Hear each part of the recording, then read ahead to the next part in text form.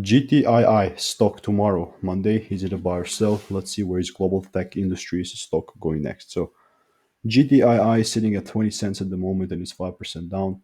Just for your context, this is going to be a 1 minute video and I'm using my strategy system that has previously delivered me thousands of wins only 2023 and not counting the other 3.5 years that I've done this too. So GTI stock, this is how my technical analysis look like.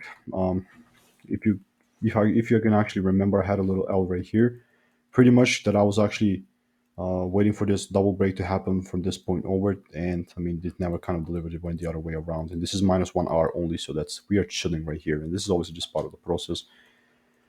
If I search GTI right here, let's see if I have anything. I'm not sure that I'm going to see anything, but let's check it out. Yeah, nothing.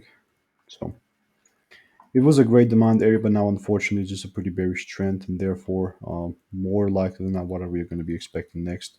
What are we about going to see? Again, I'm just speaking from experience of making 16,000 videos like this. I'm expecting the price to continue and deliver to low. So this is obviously not financial advice, just kind of my directional bias. Let me know what is your opinion, and I'll see you in the next video.